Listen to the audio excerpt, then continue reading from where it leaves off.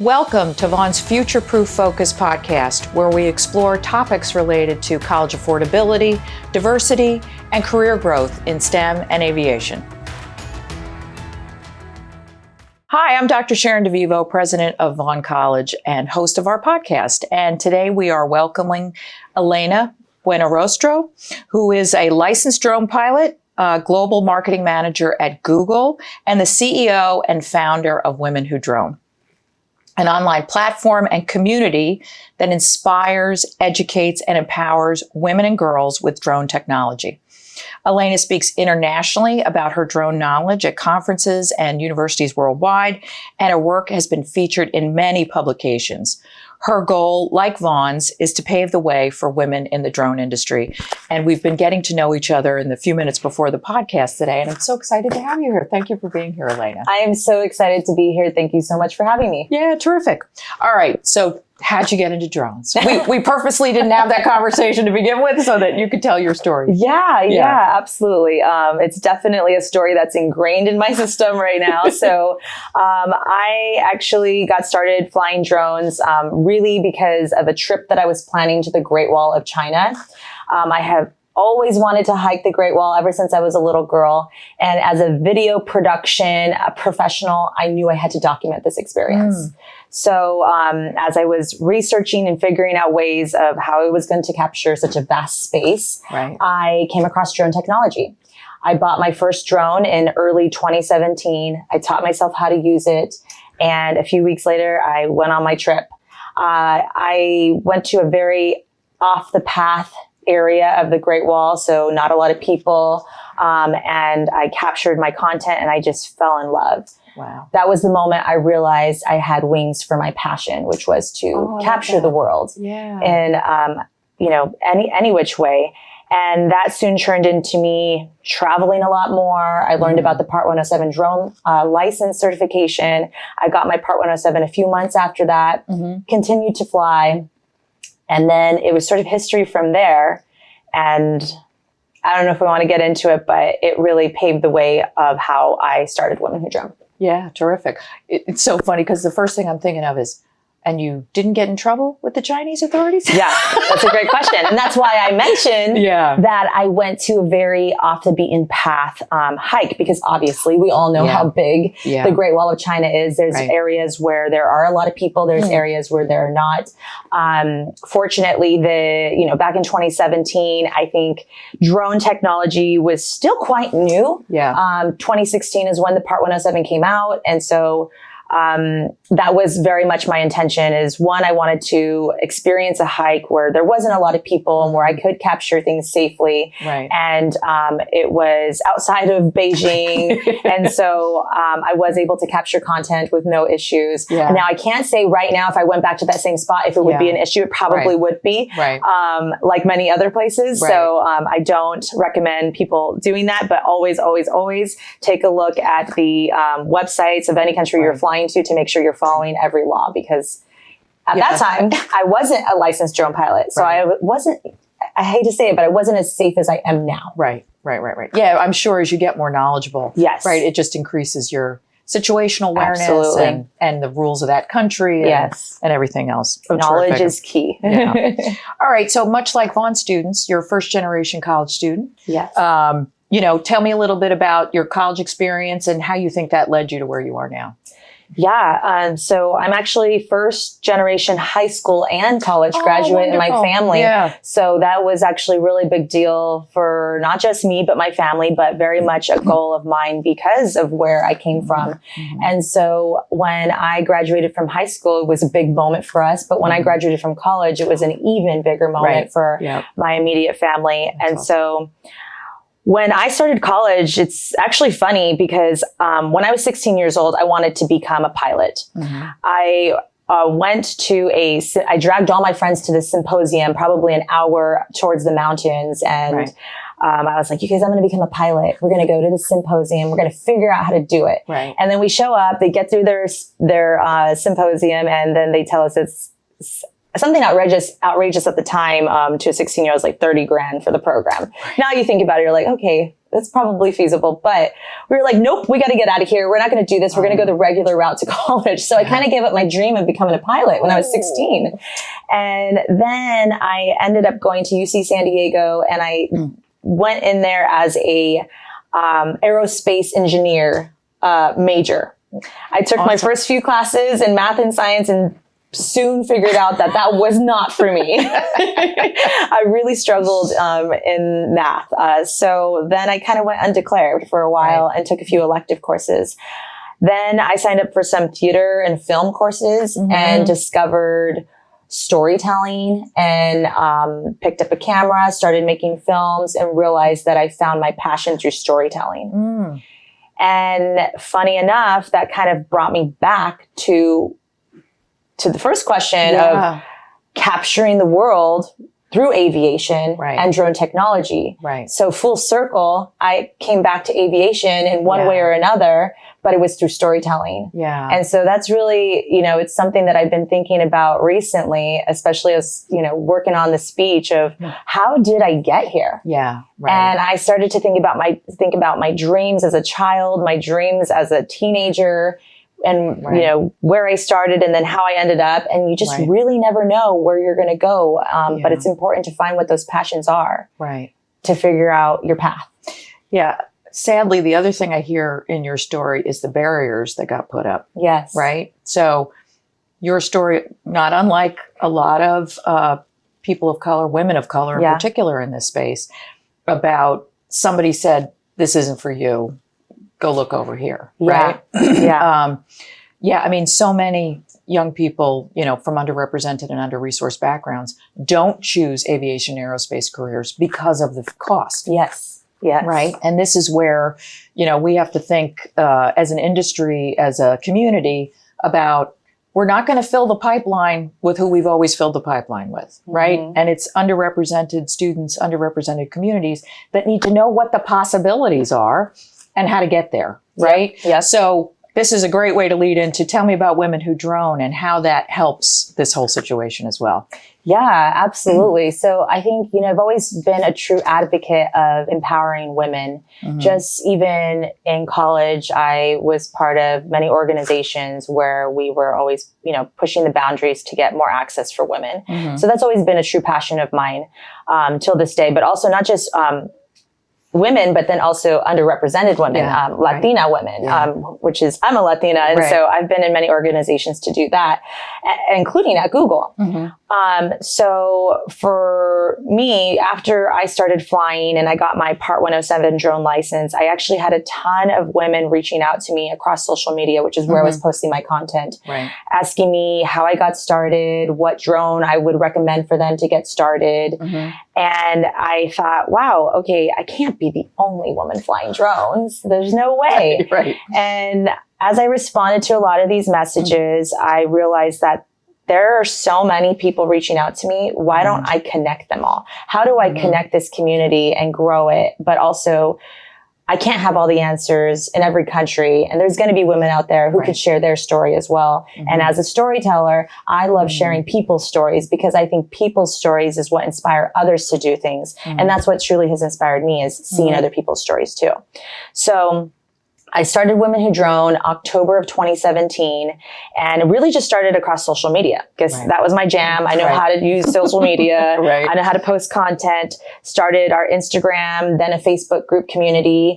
Our Facebook group community is really where our living and breathing community is, where women are talking to each other from across the world, sharing their stories, tips and tricks, meeting up with each other and creating that in-person community, and fostering relationships with one another. And then that turned into one-on-one lessons and then in-person workshops. And then, of course, when the pandemic hit, we pushed to virtual. We didn't want to stop. We still had our community who was yearning for that connection. So we kind of jumped into the online course, virtual meetup setting. We've partnered with many companies. We've taught courses at Google. We have a partnership with Getty Images. And honestly, had you told me a few years prior to that I'd be teaching people how to fly drones and, building this community, I would have never believed you. So that's why I say it's really interesting where your path goes based on your interests and your passions. And it's so important to find your passion. And for me, it's storytelling. Right. And I'm able to do that through Women Who Drone because there's so many stories to tell. Till this day, more women are popping up, learning how to fly drones. And maybe that, actually, I know that these stories that we're telling are sparking their interest. Yeah, that's amazing. So what are some of the services that Women Who Drone offer to their members? Yeah, absolutely. So number one, maybe it's not really a service, but we want to start with inspiring because that is the number one way for women or girls who may not be interested in picking up a drone. We want to share our stories. So we have our pilot spotlights that you can take a look at across our YouTube channel, and then also the stories that we're posting on a daily basis across our social channels. And then from there, we educate. So a part of our services is we provide online courses, workshops. I mentioned earlier, have a partnership with Getty Images. So if you are already a licensed drone pilot and you have a ton of content, maybe it's collecting dust on your hard drive and you want to monetize it, you can do that through this partnership, and you can sign up. That's amazing. As a contributor to our Women Who Drone collection. And so there are many women who are monetizing their video footage, their photos, because we all take all this content and you can post it to your social channels, but what can you do with it? And how can you make money? And the great thing about that partnership is they still own their content. So they're licensing it and they're monetizing it. So that's one way that, another way that we're helping our community. And we actually just launched a Part 107 online drone preparation course. Oh, terrific. Okay. Because a part of it is we want to inspire you to pick up a drone, but we also want you to get that certification. Understand the laws, understand how you can make this a career, make a business out of it. And so, but obviously, number one, you need to have your license to make money. And then, of course, we want to empower them. Once you get your Part 107 drone license, how can we help you in the field? Are there conferences that you want to go to? So we partner with different conferences to get passes, or companies to get jobs. We have a job board. We have a pilot database where we can connect people with different jobs, because people will reach out to us asking for pilots. So we're like, okay, well, we need to, how do we connect them? So I think very much so we are all about connection. How are we connecting people to jobs, to each other, and to those stories that are going to inspire them? So since I know storytelling is your jam, tell me one. Like, do you have a really cool story about somebody who maybe had never picked up a drone, happened to see the site, or was already starting to dabble, but has now been able to create either a career or a funding stream that they didn't even think was possible? I mean, it sounds like you'd have like your pick of people who, like, especially women supporting women who go, I didn't even know this was something I could do. And now look at me, right? I can make my way in the world as a drone pilot. Oh gosh, there's so many stories. I'm like, who am I going to pick? Like, let me just like go through the list of people. I mean, I've heard so many stories. And again, we have so many also across our pilot spotlights, but I think, one, and we've done a podcast, so I'm thinking of all these stories, but I think one that was really interesting for me is, this woman that I met. It was a podcast that we did, and she was in France, and she started off as a filmmaker. And, you know, I really could connect to that because that's kind of where my world started in filmmaking.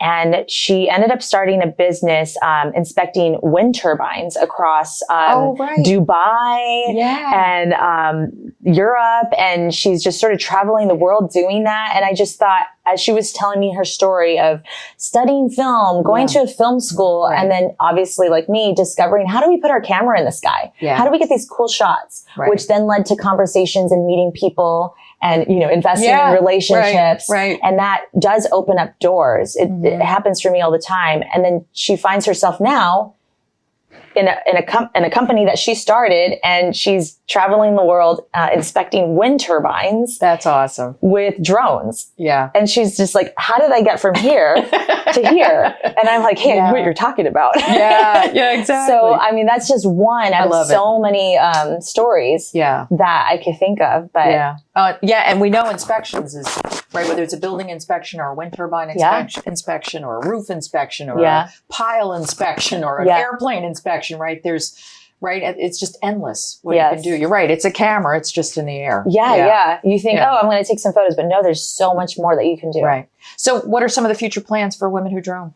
Yeah. So Women Who Drone, I think I shared where we started, what we have been doing. Right. For me, a big thing is that we start really focusing on more girls at a younger age. How do we start going into schools, inspiring our younger generations to share what it is, what is drone technology, where it's going, the opportunities. Right. I hate to call drone technology a field because I do think all industries have the opportunity to use drones in their industry. Right. So that is truly the goal is, so a lot of, recently, actually, we are working closely with, right now, the San Diego Department of Education. Funny enough, right now we are training teachers out in San Diego, one of my pilots, how to fly drones and to get their Part 107. And they're going to be teaching camps in June. Terrific. And so we're kicking off these summer drone camps where they get to walk away with something tangible. So they start off from Monday learning about drone technology. Right. And then by the middle of the week, they're going to start a project where they're filming something. And then by the end of the week, their friends and family will come and watch a film on the screen. Yeah. And so we'll have a celebration of that. So it's very much introduction to creative drone technology. Right. How are you using drones to create something? And then we want to move into simulators, building drones. But the goal is to work more closely with schools. Right. We did this a couple weeks ago here in New York City with, we work also with the New York City Department of Education, where we go into schools and kind of just do an introduction to drones. Right. Building them, flying them. And that'll be sort of like a day trip that we do. Right. So that is truly the goal. We want to start to work more closely with schools, high schools and middle schools to introduce them and inspire them and show them what's possible. Yeah. So very similar to what we're doing at Vaughn, right? So we got an FAA workforce development grant to try to attract more students to the pilot career. And we use drones as the way to do that. Awesome. So we've been doing a 5-course series in some selected high schools in Queens and Brooklyn. And they can also get their Part 107 certification, which the testing fees are being covered by the Queensborough president, who also happens to be an alum. So it is such a great way to introduce students to something that's very exciting that they may take in an engineering direction. They may take in a film direction. To your point about it's not a field unto itself. It can be applied to almost any field you can think of, right? So you're right. It's just it's a gateway to something really great, depending on how they use it, right? Yeah. It's, we just find it's much like advanced air mobility, which drones are also now being used as part of. So the end of February, we had a Joby simulator parked in our parking lot, which was great because it's just another neat way to showcase technology and how it can improve the climate, how it can improve traffic patterns, how it can provide great jobs, whether it's maintaining the eVTOL or figuring out the battery situation or running the vertiport, the vertical airport, right? You know, it feels like drone technology very similar. The hard part is New York City. I know. I already know. Right? Because of our density. Yes. And because some folks are very afraid of, mostly around privacy issues, right? That New York City has been slower to really pick up on drone technology. And it puts our young people, this is my opinion, at a disadvantage. When you can cross into Nassau County, the next county over, or cross into Westchester, the rules are completely different, right? And much more relaxed. And so it's not these little triangles that you have to go to Flushing Meadow Park to fly in, right? And you still get police officers going, are you allowed to be doing that? Right? Yeah. So what's any thoughts about how we partner with cities that might be afraid, of the swarm of drones, right? And how do we work through some of those issues that cities are having in terms of, not in my city, right? Yeah. No, I think that's a great question. And I think, it's something when I started flying drones, it was the same time I moved to New York City. So I was like, so you had the same problem. Worst city to do this. And they have become more strict since then. And I think, what it comes down to is we have to educate our city officials on the benefits that drones have, but also the importance of safety and obviously getting people their Part 107. Right. Those who have their Part 107 understand the laws and the regulations and the airspace, should be able to follow those rules and fly in different areas as long as they're following those rules. Right. I understand there have been people, especially in New York City, who were hobbyists and don't have their certification, and they sort of mess it up for all of us. But I think New York City, for example, had that aviation law for the long, I mean, they were talking about that in 2017, which was a really old law. You couldn't take off or land in the city. Right. And that included drones, which drones weren't even a thing back then. Right. So, we're like, how does drones apply to that when drones didn't exist? So I know that was an ongoing sort of battle. But I really think it just comes down to, we have to educate our city officials, show the true benefits that drones are going to have for our city, how it's going to create jobs too, because that's a big thing. And just ensure that they're also offering and supporting the resources to get people certified, to get people licensed, so that we are making it a safe environment. It's always education. It always comes back down to knowledge is key. That's right. So specifically back to girls and girls from underrepresented communities, how do we get more of those girls interested in droning? Yeah, absolutely. So, I mean, as a Latina and someone who came from a low income community, again, first generation high school and college graduate, I think it's so important to see people that you can look up to. So for me, I'm a true believer of you can't be what you can't see. And so that's why oftentimes I will go to schools and talk to, especially the underserved schools. And anytime I get an opportunity to go to a high school or a middle school to talk, I do it because I know that even if it's just one girl or one boy or one student, there's going to be someone who will take something from my story and they might go with that. So it's like planting mustard seeds. Like you just you're planting something and you don't know what it's going to. Super tiny. And you don't know if it's going to grow or not, but at least you planted it. Always plant a seed. And so I think, that's how you get there. And for me, it's so important to also just, again, meet all of the women from our community, because there are a lot of stories of underrepresented women who are using drones for different use cases. So also tapping them and how they touch their communities and their cities too. That's something that is top of mind for us as well. We just got to keep, spreading the word about what we're doing. And it always comes back to your story. Yeah. It really is about changing the world one student at a time. Yep. That's in our vision, actually. Yeah. I love it. It's the same kind of thing, right? Sort of one student at a time really does change the world. Yes, exactly. That's wonderful. All right. So the one question I always ask as part of my podcast is, what's the scariest thing you've ever done and how did you talk yourself into it?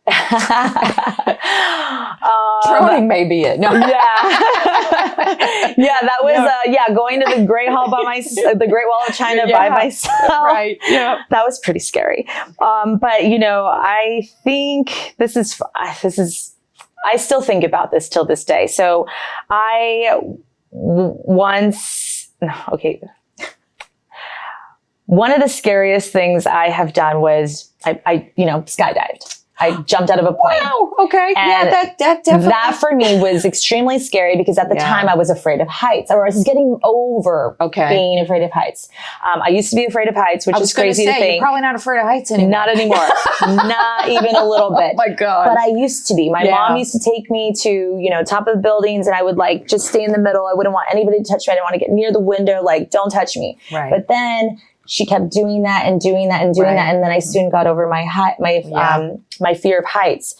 So this was, I don't know, early 20s. And I was like, I want to go skydiving. Right. So I went skydiving. I was so scared. Yeah. And I was just kicking off my film and video passion, and I needed to film everything. So I was filming that experience. Right. When I jumped out of the plane, I was so afraid that I was just like, I had my eyes closed and I was like this. Yep. And then by the time we got down, I saw the video. I was like, no, that's not good enough. I was like, I got to do it again.